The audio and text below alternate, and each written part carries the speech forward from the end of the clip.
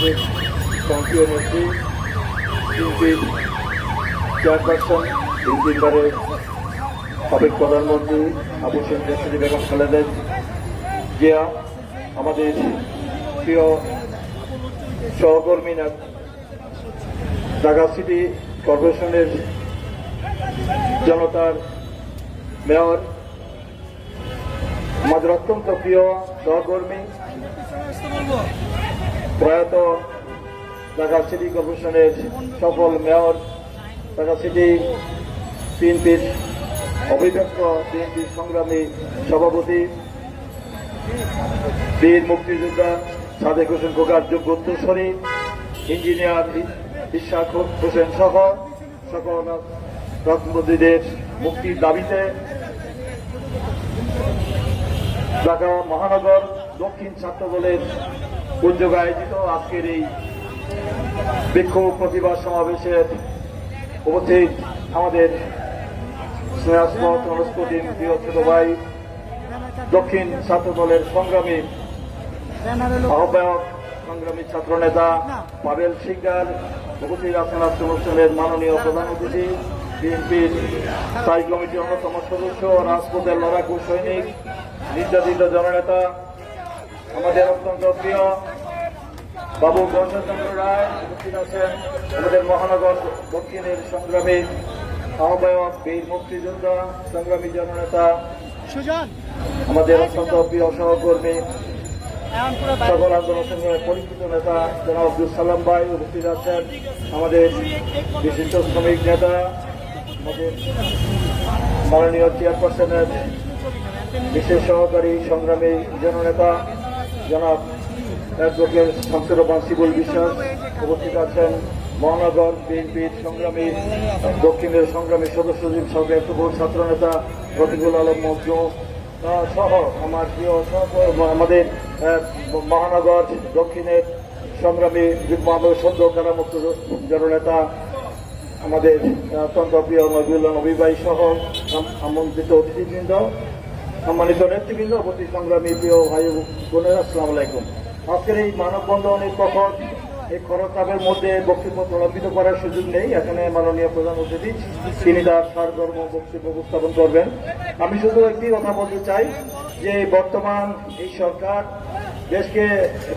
দেশের আজকে একটি ধ্বংসের খাদের কিনারে দাঁড় করিয়ে দিয়েছে। এই সরকার আজকে দেশে আছে গণতন্ত্র নাই, আইনি শাসন নাই, বিজেপিকে স্বাধীনতা নাই, মানবাধিকার নাই, দেশে গণতান্ত্রিক লেবাস একটি ভয়ঙ্কর ভয়াবহ শাসন চলছে এবং বিরোধী দলের উপর অন্যায়, অত্যাচার, নিপীড়ন, নির্যাতন, মামলা হামলা, গুম প্রতিনিয়ত চলছে এবং বিরোধী দলকে নিশ্চিহ্ন করার জন্য আপনারা দেখেছেন এখনো পর্যন্ত 50 লক্ষাধিকের বেশি মামলা, লক্ষ লক্ষ আসামি এবং গুম প্রতিনিয়ত হচ্ছে। এবং আমরা জানেন যে এই সরকার শুধু বিরোধী দলের উপরে অত্যাচার নির্যাতন করে, প্রশাসনতন্ত্র ব্যবহার করে সেই গায়ের করে রাষ্ট্রীয় ক্ষমতা দখল করে বসে আছে এবং এই দেশের জনগণের এই দেশের সমস্ত জনগণ প্রায় 90% জনগণ এই সরকারকে প্রত্যাখ্যান করেছে। তার প্রমাণ গত জাতীয় নির্বাচনে 5% জনগণ এই সরকারকে ভোট দিতে চায় না, বিএনপির আহ্বান হিসেবে প্রত্যাখ্যান করেছেন। এবারে দেখেছেন উপজেলা নির্বাচনে 2% জনগণ এই সরকারকে ভোট দিতে চায় নাই। আমাদের প্রিয় নেতা, আমাদের আগামী দিনের রাষ্ট্রনায়ক, বিএনপির একটি চেয়ারম্যান তারেক রহমানের নির্দেশে এই দেশের জনগণ এই প্রহসনের নির্বাচনকে, দামি নির্বাচনকে প্রত্যাখ্যান করেছে। তার থেকেই প্রমাণ হয় বাংলাদেশের জনগণ আমাদের সাথে রয়েছে। তাই এই সরকার দিশার হয়ে পড়েছে, রাজনৈতিকভাবে মোকাবেলা করতে ব্যর্থ হয়ে তিনি অত্যাচার, নিপীড়ন, নির্যাতন, মামলা হামলা করছে। তারই অংশ হিসাবে দেখেছেন যে আমরা দেখলাম অতি সম্প্রতি যে ঘটনা, যে টক অফ দ্য কান্ট্রি না টক অফ দ্য ওয়ার্ল্ড, আমরা দেখেছেন যে আনারের যে ঘটনা, ভারতের মাটিতে একজন কিভাবে নৃশংসভাবে খুন হয়, তার লাশ বডি করে সেই কমোডে ফাঁস করে দেওয়া হয়, তার লাশের টুকরো খুঁজে আজকে পাওয়া যাচ্ছে না। সে অবৈধ কর্মকাণ্ডের কারণে বিদেশে গিয়ে তিনি খুন হয়েছেন। সেই ঘটনা আমরা আরেকজন দেখি 4 বছর যেমন বিদেশে কুয়েতের কারাগারে আরেকজন এমপি দেখি সে রয়েছে। এই হলো জাতীয় সংসদের এমপিদের অবস্থা। শুধু তাই নয়, দেশের যে সাবেক সেনা প্রধান এবং সাময়িক পুলিশ প্রধানের বিরুদ্ধে যে অভিযোগ উত্থাপন হয়েছে এতদিন পরে কেন, সেটা জনগণ জানতে চায়। তারা যখন ক্ষমতা ছিলেন যে অপকর্মগুলি করেছেন, সেই অপকর্মের পরিপ্রেক্ষিতে গোয়েন্দা সরকার এই সরকার তাদেরকে সুযোগ করে দিয়েছে। আজকে সুমাইদুল কাদের বলছেন যে তাদেরকে বিদেশ থেকে বাংলাদেশে এনে তাকে শাস্তি দেওয়ার ব্যবস্থা করা হবে, তাকে নিরাপদ এক্সিট ব্যবস্থা করে দেওয়া হয়েছে। সরকারের পক্ষ থেকে গোয়েন্দা সংস্থার মাধ্যমে তাকে বাইরে পাঠিয়ে দেওয়া হয়েছে। আর আজকে তাকে বলেন যে বাংলাদেশে তার বিচার করা হবে। এই কি বাংলাদেশের মানুষ বিশ্বাস করবে? দেশে কোনো সরকার বা রাষ্ট্র আছে বলে কি মনে হয়? কিভাবে এত কাহিনী পরে যখন সেই তার নামে আমরা দেখেছি স্যাংশন হলো এবং গণমাধ্যমগুলিতে তার যে সম্পদের পাহাড় লুটপাট সেই অন্যায়ের অভিযোগগুলি উত্থাপিত হলো, তারপরে তার বিরুদ্ধে ব্যবস্থা নেওয়া হয়েছে।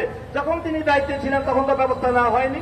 তারপর শুধু আমরা দেখি যে সেনাবাহিনীর সাবেক সে আজিজ সাহেবের বিরুদ্ধে একই অবস্থান দেখতে পাচ্ছি। তার পরিবারের সে শীর্ষ সন্ত্রাসী তাদেরকে কিভাবে সে বিদেশে পাঠিয়ে দিয়েছে, ভুয়া আইডি কার্ড করে, এগুলো তো আমরা দেখেছি। তাই তাদের বিরুদ্ধে কোনো ব্যবস্থা নেওয়া হচ্ছে না, তাদেরকে গ্রেপ্তার করা হচ্ছে না, তাদেরকে নিরাপদে দেশে বাইরে পাঠিয়ে দেওয়া হচ্ছে।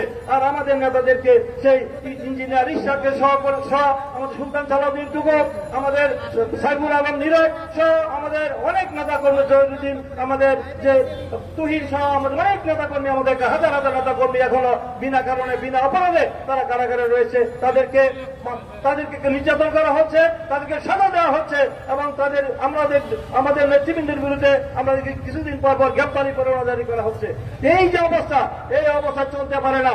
এই দেশের মানুষ আমরা মনে করি যে কাদার মতো নরম, আবার পাথরের মতো শক্ত। তাই আসুন আমরা আমাদের আগামী দিনে অধিকার আদায় করার জন্য, গণতন্ত্র পুনরুদ্ধার করার জন্য, মানুষের বাক ব্যক্তির স্বাধীনতার জন্য আবার আরেকটি যুদ্ধ করার দরকার রয়েছে। আসুন আরেকটি যুদ্ধ লড়াই করে এই অবৈধ অসাংবাদিক অবমাননাকারী সরকার, এই বিনা ভোটের সরকার, এই নিশিরাজ্যের সরকার, এই গ্রামীণ সরকারকে, এই অবৈধ সরকারকে, এই ফেসিস্ট সরকারকে, মাফিয়া সরকারকে আমরা উৎখাত করি। বাংলাদেশের আজকে অর্থনৈতিক অবস্থা থেকে শুরু করে সামগ্রিক যে অবস্থা, সেই অবস্থা বলতে গেলে এখন দুপুরও পেরিয়ে যাবে, বিকেলে শেষ হবে, রাত্রে শেষ হয়ে যাবে, তারপরও তাদের অবৈধ কর্মকাণ্ডের কথা শেষ হবে না। তাই আগামী দিনে এই সরকারের বিরুদ্ধে আসুন আমরা ঐক্যবদ্ধ আন্দোলন করে এই সরকারের পতন করি, আমরা বাংলাদেশি গণতান্ত্রিক সরকার প্রতিষ্ঠা করি এবং এই সরকারের কাছে আমাদের ইঞ্জিনিয়ার ইশাক হোসেন সহ সকল নেতৃবৃন্দের মুক্তির দাবি করে কোনো লাভ নাই। আমরা রাজপথে আন্দোলন করে আমরা দেশকে অচল করে দিয়ে সরকারকে আমরা বাধ্য করবো আমাদের নেতাকে কারাগার থেকে মুক্ত করতে। সেই আন্দোলনে আমরা শরীক হওয়ার আহ্বান জানিয়ে সকলকে ধন্যবাদ দিয়ে আমার বক্তব্য শেষ করছি। খোদা হাফেজ। বাংলাদেশ জিন্দাবাদ, বাংলাদেশ জাতীয়তাবাদী ছাত্রদল জিন্দাবাদ, মহান স্বাধীনতার ঘোষক শহীদ রাষ্ট্রপতি জিয়া রহমান, বীর উত্তম অমর হোক, দেশনেত্রী বেগম খালেদা জিয়া জিন্দাবাদ, আমাদের আগামী দিনের রাষ্ট্রনায়ক, আমাদের প্রেরণার উৎস তারেক রহমান জিন্দাবাদ। সকলকে ধন্যবাদ। আসসালামু আলাইকুম।